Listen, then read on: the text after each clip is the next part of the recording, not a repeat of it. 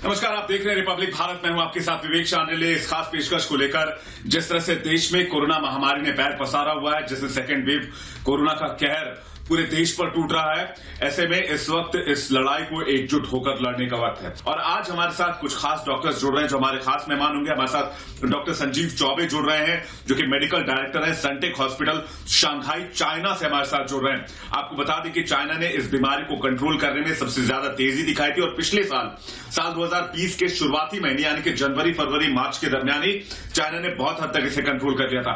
उनसे जानने की कोशिश करेंगे आखिर चाइना ने चमत्कार कैसे कर दिखाया।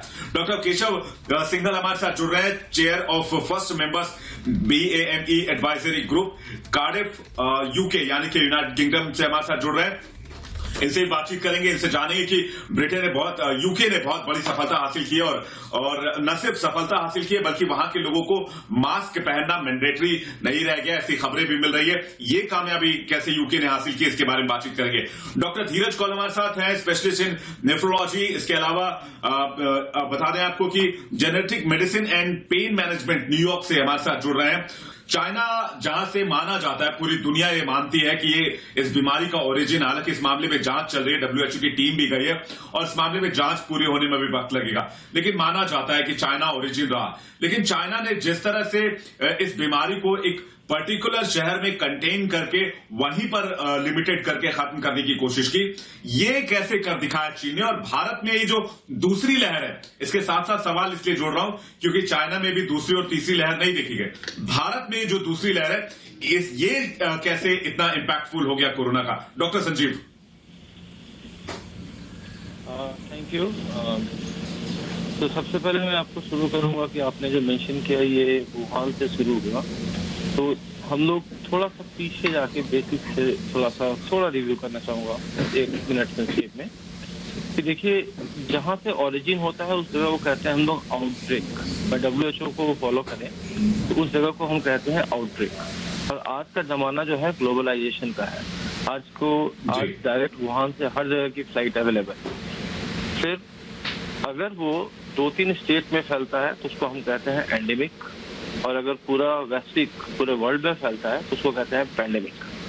तो ये जब ये वुहान इवेंट हुआ था तो यहाँ से स्पेन गए थे, इटली गए थे लोग और वहाँ पे स्प्रेड हुई थी। और आपको याद होगा लास्ट ईयर की स्पेन और इटली की हालत इतनी खराब थी कि वहाँ पे ओल्ड एज लोगों की डेथ बढ़ गई थी। उसके बाद क्या हुआ कि चाइना ने इस चीज को समझा कि ये बहुत ज्यादा इन्फेक्शियस और बहुत ज्यादा, क्योंकि यहाँ पे एडवांस टेक्नोलॉजी है, जीनोमिक कॉन्फ़िगरेशन, जीनोमिक सीक्वेंसिंग ये लोग बहुत फास्ट करते हैं। इनका वर्ल्ड का सबसे बड़ा जीन बैंक है यहाँ पे। और इन्होंने डिसाइड किया कि इसको कंप्लीट लॉकडाउन करें। हम फिलहाल लॉकडाउन कर दें, बिल्कुल ही बंद कर दें। हम कोई भी इवेंट नहीं करेंगे, कोई इंटरटेनमेंट इवेंट नहीं, कोई स्पोर्ट्स इवेंट नहीं, किसी भी प्रकार का कोई इवेंट नहीं हुआ यहाँ पे पिछले 1.5 साल से। यहाँ तक कि 6-7 महीने तक आउटिंग भी बिल्कुल बंद थी। हमारे पास 2 ही ऑप्शन है इस चीज से बचने के लिए, या तो हमें इन्फेक्शन हो जाए या फिर हम वैक्सीन लगवा लें। तो यहाँ पे चरणबद्ध तरीके से सबको नहीं, जब ये वैक्सीन प्रिपरेशन हो गया 6 महीने 8 महीने के अंदर में, तो इन्होंने phase by phase priority basis पे बिना कोई लॉकडाउन तोड़े हुए सभी को, even I also get vaccinated in January itself. So धीरे phase by phase old age को लगाया, फिर यंग एज को लगाया, और ये करते करते इन्होंने काफी हद तक वैक्सीनेशन जो है इन्होंने अपना प्लानिंग के हिसाब से कर लिया। अभी हमारे इंडिया में जो सिचुएशन अभी है कि हम लोग डिजास्टर मैनेजमेंट के लिए उतना प्रिपेयर्ड नहीं है। पूरे वर्ल्ड में अफरा तफरी मची हुई है, ऐसा नहीं है कि सिर्फ भारत में हुआ है। जी डॉक्टर संजीव, आप जो कहना चाह रहे हैं, आप कहना चाह रहे हैं कि या तो लॉकडाउन या फिर वैक्सीनेशन इतनी तेजी से हो जिससे कि इसको रोका जा सके। लेकिन डॉक्टर केशव, आप क्या मानते हैं भारत में सेकेंड फेज के लिए, इसके प्रसार के लिए, ये जिस तरह से फैला है उसके लिए जिम्मेदार क्या चीजें हैं, कैसे देखते हैं आप, और यूके ने इसे कैसे कंट्रोल किया? देखिए, बहुत अच्छा क्वेश्चन आपने पूछा। यूके में हम लोगों को आइडिया था पुराने पेंडेमिक से, खासतौर से स्पेनिश फ्लू से, कि ये पहली वेव में कभी खत्म नहीं होता, हमेशा इसमें सेकंड वेव आएगी और सेकंड के बाद थर्ड वेव आएगी। तो यूके में पहली वेव काफी हद तक खत्म हो गई थी सितंबर 2020 तक। तो उसके बाद हम लोगों को पता था कि देखिए जैसे ही लॉकडाउन पार्शियली खुला कि ये दोबारा से आएगा। तो नवंबर में जब केस बढ़ने लगे तो नवंबर में पार्शियल लॉकडाउन हुआ और दिसंबर से फुल लॉकडाउन हो गया। और आपको यकीन नहीं होगा कि जो दिसंबर से लॉकडाउन था वो भी 3 मई में जाके पार्शियली रिलैक्स हुआ है। और सिर्फ लॉकडाउन ही नहीं, इसका दूसरा एक बहुत बड़ा महत्वपूर्ण इसमें स्टेप है अपना सोशल डिस्टेंसिंग और मास्क, जिसको अपन कोविड अप्रोप्रिएट बिहेवियर बोलते हैं। लेकिन देखिए सबसे बड़ी बात है, कोरोना ऐसी महामारी नहीं है जिसको आप काबू नहीं कर सकते, क्योंकि आज की तारीख में भी अगर हम ये समझ लें कि हमको जितना पॉसिबल है अगले आदमी से दूर रहना है और मास्क पहनना है, और साथ में जो हमारे लोग हैं वैक्सीन लेने में अभी कतरा रहे हैं, तो ये एक बहुत बड़ी चीज मैं बोलना चाहूंगा कि देखिए वैक्सीन करोड़ों लोगों में लग चुकी हैं दुनिया में और सेफ वैक्सीन है, और वैक्सीन आप लेंगे तो आप सेफ रहेंगे। बिल्कुल, थर्ड वेव की बात करेंगे डॉक्टर केशव, क्योंकि थर्ड वेव के बारे में यहाँ के वैज्ञानिक चेतावनी दे रहे हैं और कह रहे हैं कि थर्ड वेव बहुत जल्दी शुरू हो सकता है और इसके लिए तैयारी अभी से हमें शुरू कर देनी चाहिए। डॉक्टर धीरज कौल हमारे साथ न्यूयॉर्क से जुड़ रहे हैं, उनके पास चलेंगे। डॉक्टर धीरज, अमेरिका उन देशों में से, हालांकि अमेरिका सुपर पावर कहा जाता है पूरी दुनिया का, लेकिन उन देशों में शुमार होता है जहां पर इस महामारी ने पहले ही चरण में सबसे ज्यादा तबाही मचाई, लेकिन फिर भी अमेरिका ने एक निर्णायक लड़ाई लड़ी और फिलहाल अमेरिका इस मामले में, कोरोना महामारी से लड़ाई के मामले में एज पर है, यानी कि उसने एक अच्छी बढ़त और कामयाबी हासिल की है। आप इस मामले में अमेरिका की लड़ाई और भारत में जो पेंडेमिक चल रहा है इस वक्त सेकेंड फेज का कोरोना का, उसको कहां देखते हैं, इन दोनों को कैसे देखते हैं डॉक्टर धीरज? देखिए 2 मिनट दीजिएगा, आपके पैनलिस्ट ने बहुत अच्छी इन्फॉर्मेशन दी, मैं एक अलग एंगल से बात करूंगा। अगर आप स्पेनिश फ्लू जो हमारे पास ओनली मॉडल है, क्योंकि बाकी सब स्टडीज आप देख रहे हैं they are missing the boat, हम एक्यूरेटली प्रिडिक्ट नहीं कर पा रहे कितनी भी आई हैं। जैसे मई के अंदर एक सिंगापुर से स्टडी आई थी जिसने दिखाया कि मई 2020 में इंडिया में खत्म हो जाएगा। मैं उन डिबेट्स पे था और लग रहा था वो स्टडी एक्यूरेट नहीं है। तो हमारे पास जो रियल डाटा है वो स्पेनिश फ्लू का है एज ऑफ नाउ। उसमें हमें ये देखने में आया था कि 1918 जुलाई के अंदर पहली पीक आई थी। अगर आप उसे 100% मानते हैं तो नवंबर उसी साल 1918 के अंदर जो सेकंड पीक आई थी वो 500 गुना थी, और मार्च नेक्स्ट ईयर जो कि 1919 के अंदर जो पीक आई थी वो थर्ड पीक थी, वो 250 गुना थी as compared to the first peak. ये बेसिक डाटा है। तब हमारे पास genomic sequencing, mapping, testing, vaccine कुछ भी नहीं था, फिर भी हम लोगों ने सर्वाइव किया and all the way up to 1957 ये वायरस फिर भी ट्रेस हुआ। हैविंग सेड दैट, हमने क्या देखा था कि जो हमारी पहली पीक यहां पर आई थी उसके अंदर एक सर्टेन सेट ऑफ पॉपुलेशन जिसके अंदर वृद्ध लोग थे, उनके आउटकम्स बहुत बुरे थे। हमने मोर्टेलिटी नर्सिंग होम्स में देखी। उसके बाद हमने देखा जो सेकंड वेव आई यहां पर बिटवीन 45 एंड 65 एज ग्रुप को उस टारगेटेड वायरस ने हिट किया। और अब जो तीसरी पीक की हम बात कर रहे हैं यहां पर आएगी, वो 45 से कम साल के लोगों के अंदर हम एक्सपेक्ट कर रहे हैं हिट करेगी। वायरस बहुत तेजी से चेंज हो रहा है, आपको ये समझना पड़ेगा। ये एक रेस है, या तो वायरस के थ्रू आबादी 70% गुजरे और हर्ड इम्यूनिटी लाए उस ट्रेन के खिलाफ, क्योंकि उसके बाद जो नेक्स्ट ट्रेन आएगा उसके अंदर ये इम्यूनिटी पूरी तरीके से इफेक्टिव नहीं होगी। पहली बात तो ये, या फिर हम अपनी आबादी के 70% को वैक्सीनेट कर दें। ये दो चीजों के बीच में रेस है, क्योंकि हमारा हेल्थ इंफ्रास्ट्रक्चर किसी भी कंट्री का 70% आबादी को मेडिकल केयर, या 70% का 20% भी आप ले लीजिए depending on the population of the country, नहीं मैनेज कर सकता। इसीलिए सारी कंट्रीज भागकर स्पीड में लगी हुई हैं कि हम कितनी तेजी से कंट्री को वैक्सीनेट करें।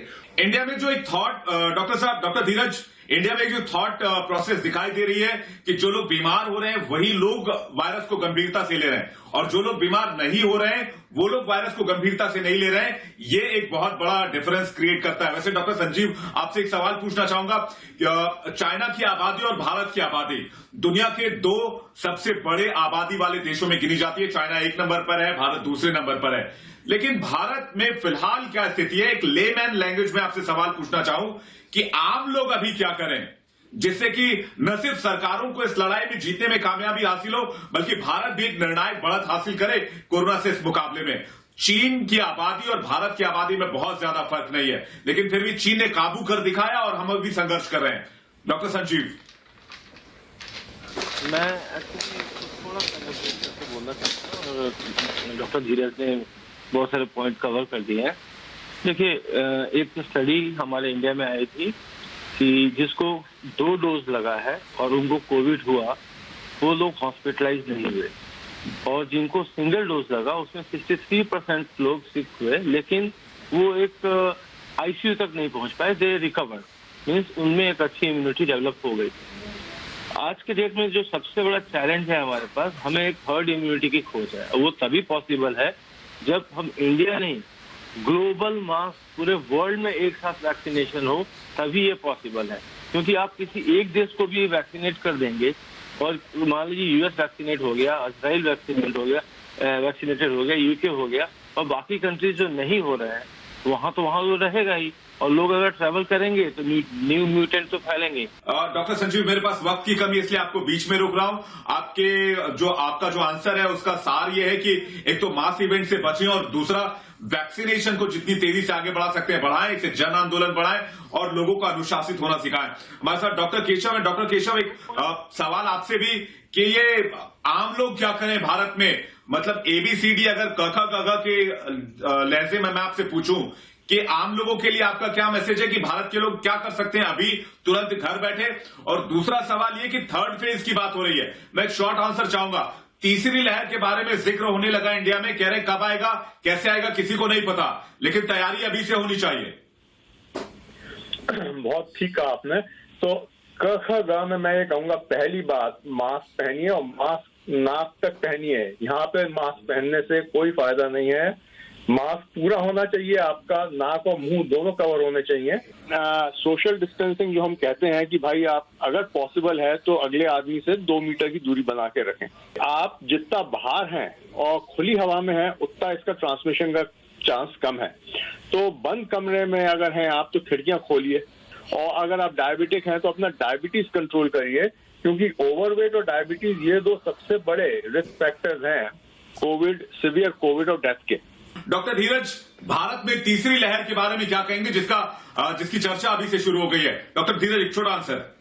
तीसरी वेव का बोलना इस टाइम प्रीमेच्योर होगा। जो हमारा डाटा है, अगर हम डाटा को एक्यूरेट मानें, क्योंकि टेस्टिंग कम है इसलिए डाटा की एक्यूरेसी में भी शायद 5 से 10 गुना ज्यादा नंबर्स हैं, तो इसलिए प्रिडिक्ट करना मुश्किल है। लेकिन सेकंड वेव का पीक हम 17 मई से 20 मई के करीब देख रहे हैं, और शायद तीसरी पीक तब हम एक्सपेक्ट कर सकते हैं जब सेकंड वेव काम डाउन होगी। अब सबसे बड़ा थ्रेट जो लग रहा है वो ये है, क्या आप third wave on top of second wave देख पाएंगे? इसका आंसर अभी तक किसी भी प्रोफेशनल के पास नहीं। और एक पॉइंट मैं रेस करना चाहूंगा, इस टाइम भारत के लिए बहुत जरूरी है कि हम ट्रियाज सेंटर्स खोलें, वर्चुअल भी हो सकते हैं, लिविंग भी हो सकते हैं, जहां पे आप पेशेंट्स को बताएं किसको हॉस्पिटल जाना है किसको नहीं।